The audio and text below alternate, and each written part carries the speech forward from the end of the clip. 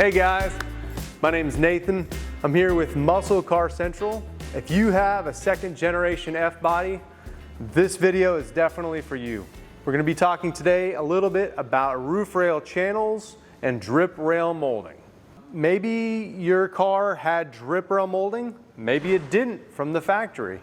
Not all cars had the cosmetic drip rail moldings on their cars. It was kind of an option.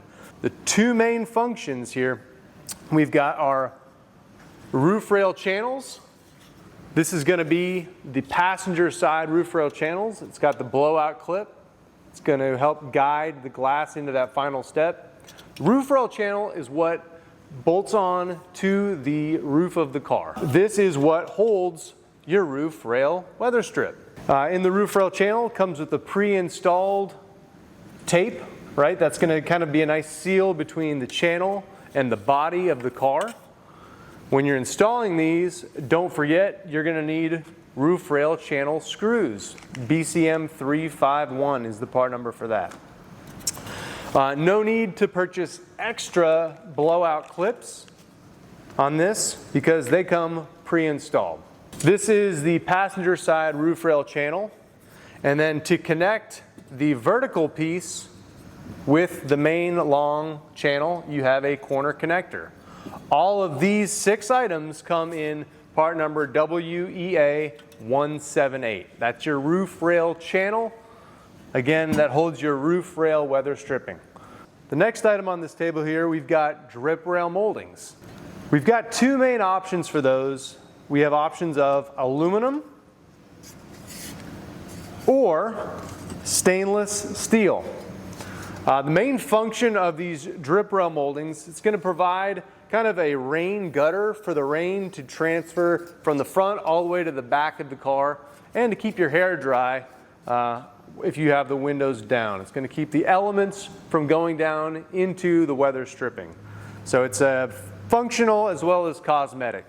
Again, you've got aluminum or stainless steel. Another option that we do have, it's a little more affordable. This is the Mylar plastic version. This is going to just snap on to the roof line of the car. It's super easy to install, super affordable, and very, very forgiving. Some of these projects do take a little more time, a little more finesse. Definitely take your time when you're trying to install aluminum, stainless steel. A lot of these parts come with instructions, so as you're taking the parts out of the packaging, be sure to look out for those. Not all, but some of them do. These aluminum moldings definitely come with instructions to make the job just a little bit easier for you guys. This Trans Am only has the roof rail channel. You see you got your blowout clips. Notice there's no drip rail along this body line. A lot of the high performance cars, they didn't have that option. However, all the cars had this vertical molding here. Other parts you might need when you're doing your restoration: roof rail weather stripping, weather strip adhesive, roof rail foam tape. This is going to be the seal between the roof rail channel and the body of your car. Blowout clips, great product to have. Roof rail channel screws. These are your vertical moldings that go along the quarter panel and run vertically.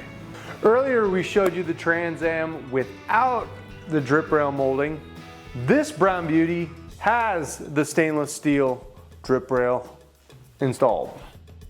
All the parts you see here on this table are going to be in the description on this video. Again, don't forget to like or subscribe if you found this video informative. Maybe tell a friend or a buddy. Check out CamaroCentral.com, FirebirdCentral.com, and MuscleCarCentral.com.